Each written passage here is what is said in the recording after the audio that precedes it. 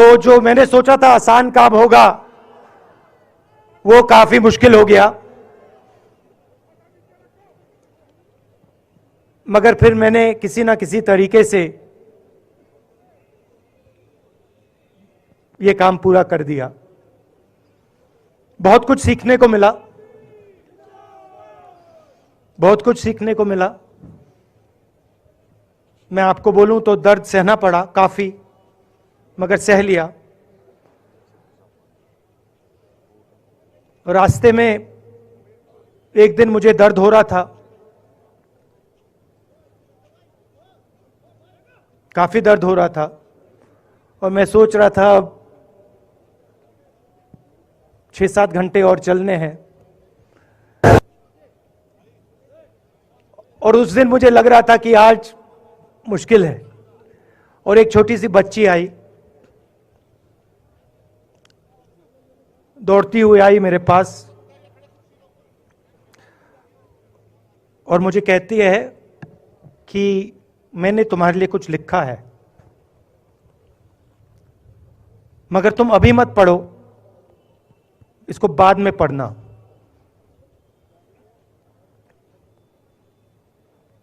और फिर वो मुझे गले लग के भाग गई।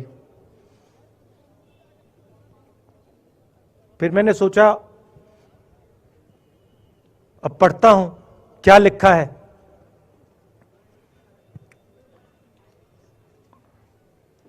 तो उसने लिखा था कि मुझे दिख रहा है कि आपके घुटने में दर्द है, क्योंकि आप जब उस पैर पे वजन डालते हो तो आपके चेहरे पे दिखता है कि दर्द है। मगर मैं आपको बताना चाहती हूं कि मैं आपके साथ कन्याकुमारी नहीं चल सकती हूं, क्योंकि मेरे माता पिता नहीं चलने दे रहे हैं। मगर मैं दिल में आपके साथ, आपके साइड में चल रही हूं, क्योंकि मैं जानती हूं कि आप अपने लिए नहीं चल रहे हो, आप मेरे लिए चल रहे हो, और आप मेरे भविष्य के लिए चल रहे हो। और उसी सेकंड में, पता नहीं अजीब सी बात है, उसी सेकंड मेरा दर्द उस दिन के लिए गायब हो गया। दूसरी बात, मैं चल रहा था और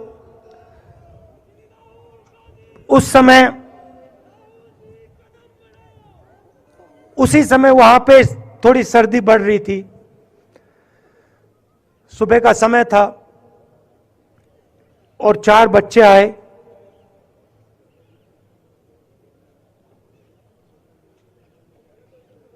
पता नहीं कहना चाहिए या नहीं।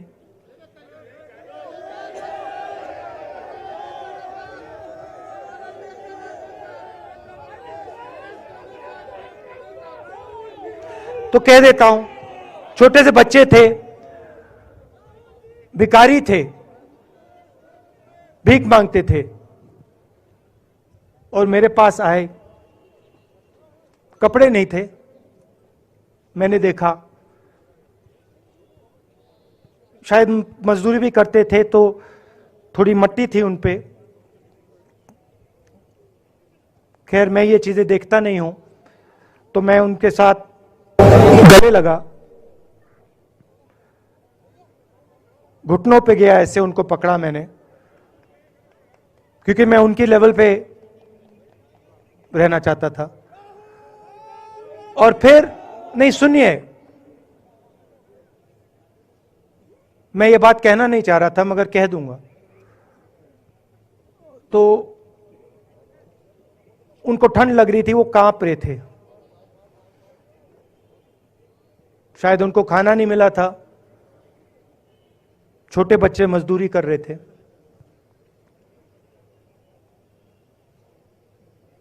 तो मैंने सोचा कि अब अगर ये स्वेटर नहीं पहनते हैं, अगर ये जैकेट नहीं पहन रहे हैं, तो मुझे भी नहीं पहनना चाहिए। मगर मैं झिझका क्यों आपको बताना चाहता हूं, मैं झिझका क्यों आपको बताना चाहता हूं। जब मैंने ये खत्म किया, मैं चल रहा था,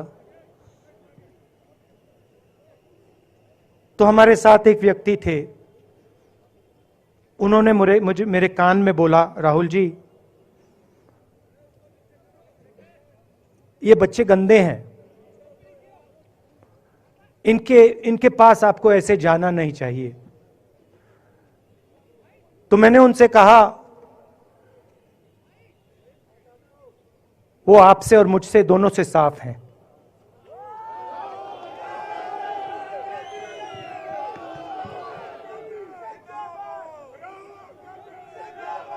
तो देश में कभी कभी यह विचारधारा दिखाई दे जाती है।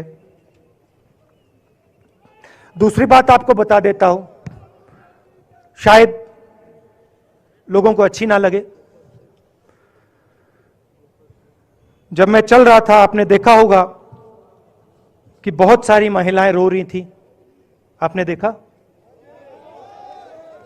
आपको मालूम है क्यों रो रही थी? नहीं, उसमें से बहुत सारी महिलाएं इमोशनल थी, मुझसे मिलकर रो रही थी, मगर उसमें बहुत सारी ऐसी भी महिलाएं थी जिन्होंने मुझे बोला कि उनके साथ बलात्कार हुआ है, उनको किसी ने मोलेस्ट किया है, उनके किसी रिश्तेदार ने उनको मोलेस्ट किया है। और जब मैं उनसे बोलता था, बहन मैं पुलिस को बताऊं, तो मुझे कहती थी, राहुल जी पुलिस को मत बताइए, हम चाहते हैं कि आपको यह बात मालूम हो, मगर पुलिस को मत बताइए, हमारा और भी नुकसान हो जाएगा। तो ये हमारी देश की सच्चाई है। ऐसी बहुत सारी और मैं कहानियां आपको बता सकता हूं।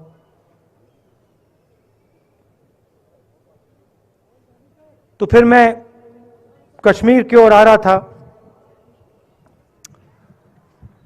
और मैं सोच रहा था कि इसी रास्ते पे मैं नीचे से ऊपर जा रहा हूं। मैं सोच रहा था कि इसी रास्ते से सालों पहले मेरे रिश्तेदार नीचे से ऊपर आए, सॉरी ऊपर से नीचे आए, कश्मीर से इलाहाबाद गंगा की ओर गए।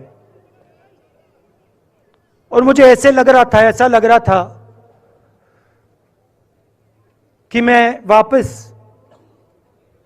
अपने घर जा रहा हूं।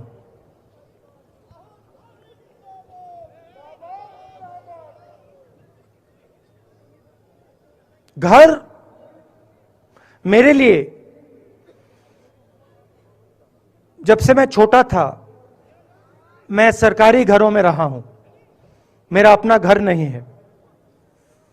तो मेरे लिए घर, जिसको जो स्ट्रक्चर होता है, उसको मैंने कभी घर नहीं माना। वो मेरे लिए, मैं कहीं भी रह लूं, वो एक इमारत होती है, वो घर नहीं होता है। घर मेरे लिए एक सोच है, एक जीने का तरीका है, एक सोचने का तरीका है।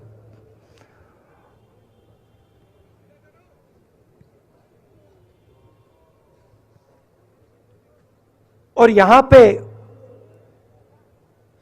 जिस चीज को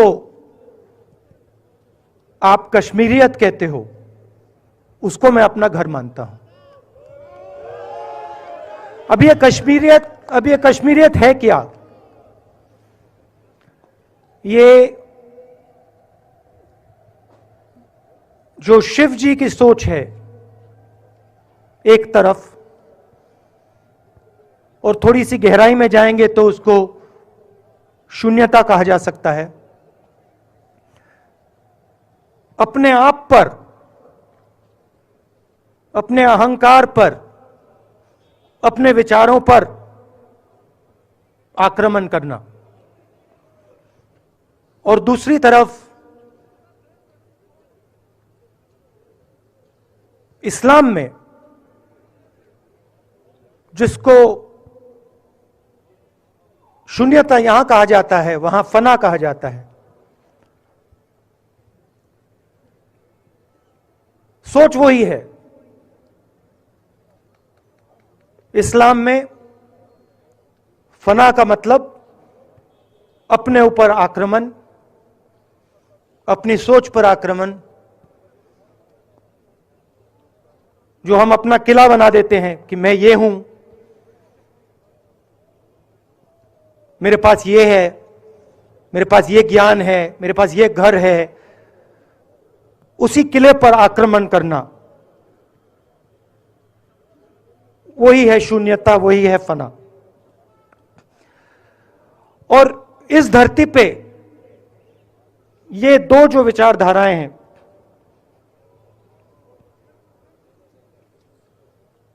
इनका एक बहुत गहरा रिश्ता है और ये सालों से रिश्ता है, जिसको हम कश्मीरियत कहते हैं। यही सोच बाकी स्टेट्स में भी है।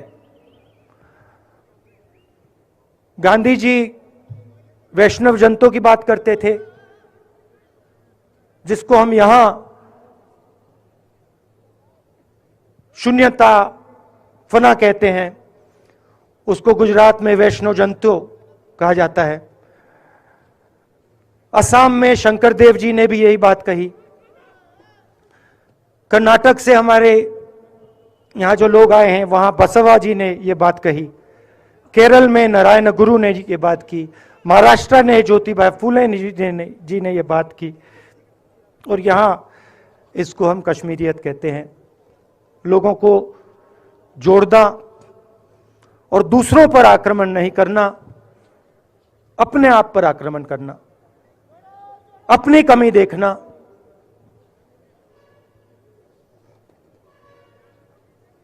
मैंने आपको कहा कि मेरा परिवार कश्मीर से गंगा की ओर गया था। इलाहाबाद संगम के बिल्कुल किनारे वहां पास में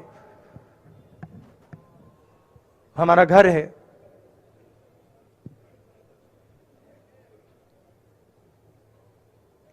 तो जब यहां से वो वहां गए, उन्होंने कश्मीरियत की जो सोच थी उसको गंगा में डाला था। गंगा में ले गए उस सोच को और उत्तर प्रदेश में उस सोच को फैलाया था, जिसको उत्तर प्रदेश में गंगा जमुना तहजीब कहा जाता है।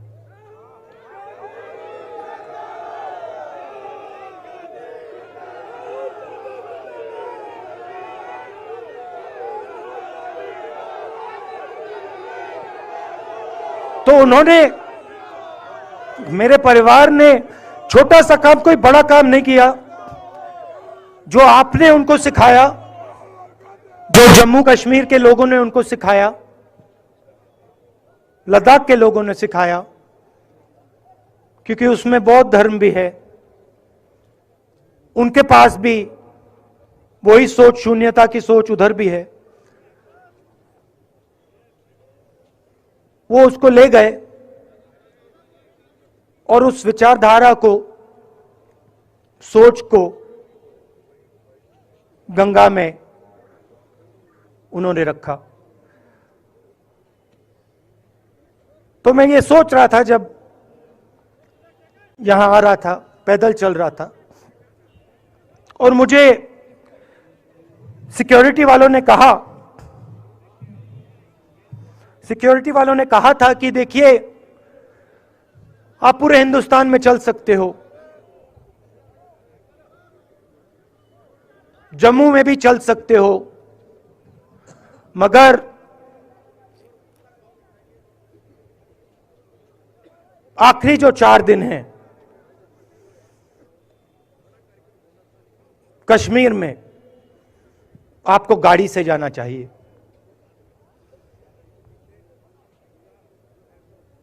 वेणुगोपाल जी ने मुझे कहा पहले,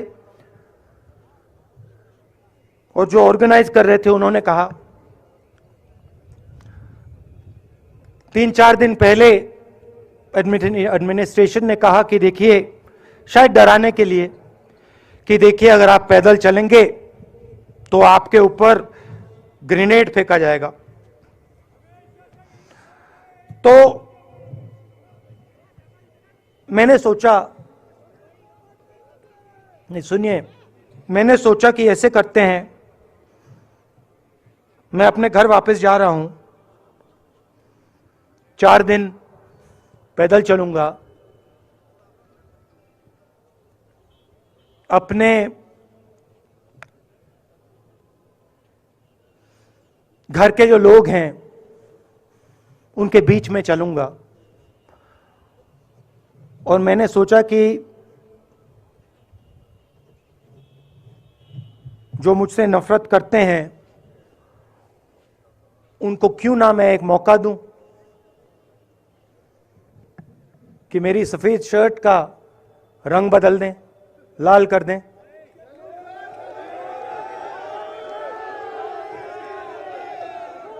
क्योंकि मेरे परिवार ने मुझे सिखाया है, गांधी जी ने मुझे सिखाया है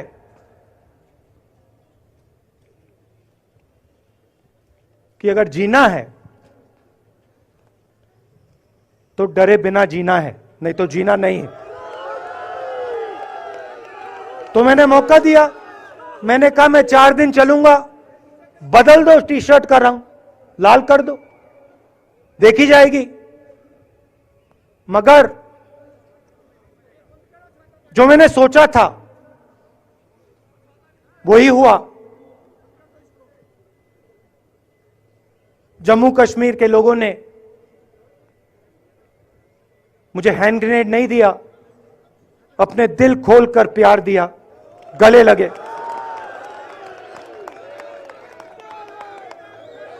और मुझे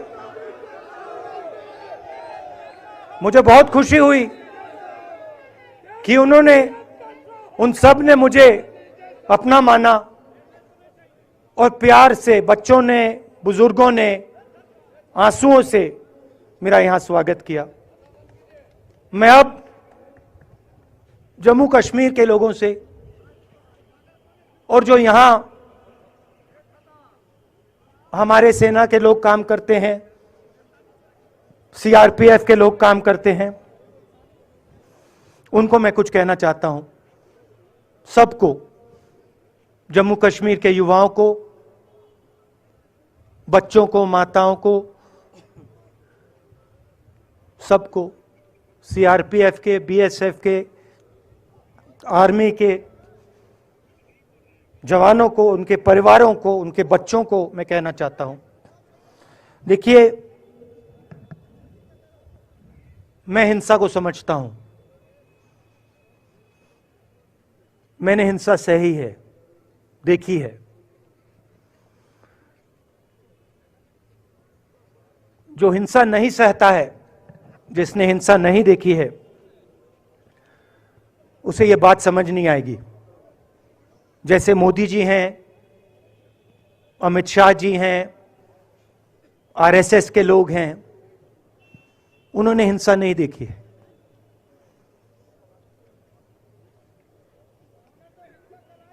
डरते हैं, नहीं डरते हैं, देखिए डरते हैं। यहां पे हम 4 दिन पैदल चले, मैं आपको गारंटी देके कह सकता हूं कि बीजेपी का कोई नेता ऐसे नहीं चल सकता है। और इसलिए नहीं क्योंकि जम्मू कश्मीर के लोग, इसलिए नहीं क्योंकि जम्मू कश्मीर के लोग उनको चलने नहीं देंगे, इसलिए क्योंकि वो डरते हैं। खैर, मैं अपने जम्मू कश्मीर के लोगों को, युवाओं को, बुजुर्गों को और आर्मी के लोगों को, सीआरपीएफ, बीएसएफ लोगों को थोड़ा सा बताना चाहता हूं। देखिए, मैं जब 14 साल का था, स्कूल में था, सुबह ज्योग्राफी की क्लास में था, मैं पढ़ रहा था, सामने बैठा था और मेरी एक टीचर आई, अंदर आई और उसने कहा, राहुल तुम्हें प्रिंसिपल बुला रहा है। मैं बदमाश था, बहुत बदमाश था जब छोटा था, बहन से पूछ सकते हो क्या क्या करता था मैं, अभी भी करता हूं।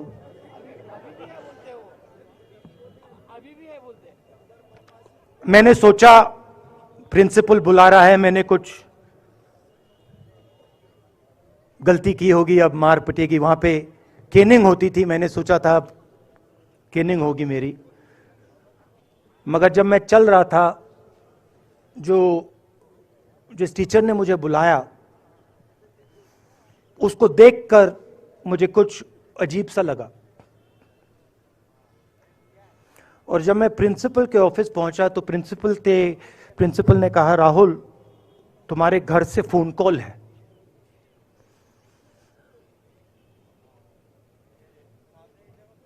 और जब मैंने उसके शब्द सुने मुझे पता लग गया कुछ गलत हो गया है। मेरे पैर कांपे और मैंने जैसे फोन अपने कान पे लगाया तो मेरे मां के साथ एक औरत काम करती है, वो चिल्ला रही थी, राहुल दादी को गोली मार दी, दादी को गोली मार दी, दादी को गोली मार दी। 14 साल का था।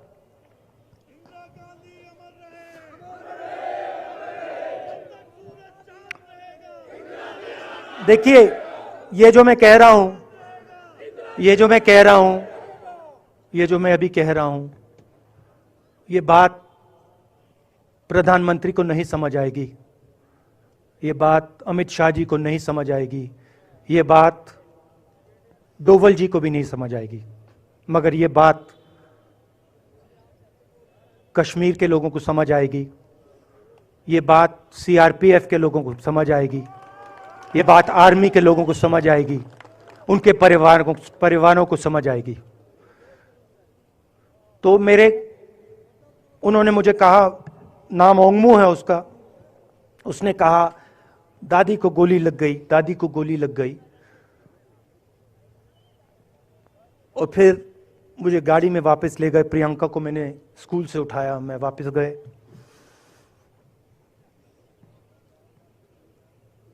और फिर मैंने वो जगह देखी जहां मेरी दादी का खून था।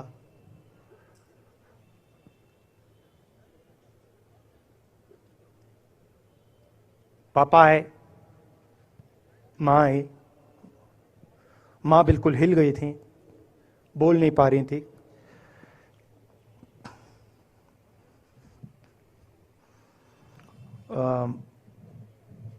हाँ,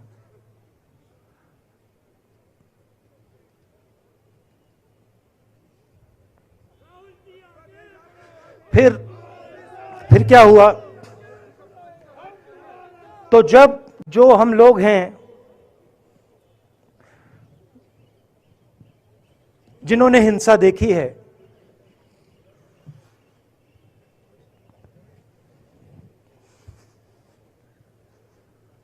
ये जो है ना, इसको हम बिल्कुल दूसरी तरीके से देखते हैं। ये आप सबके लिए टेलीफोन है, ये हमारे लिए सिर्फ टेलीफोन नहीं है।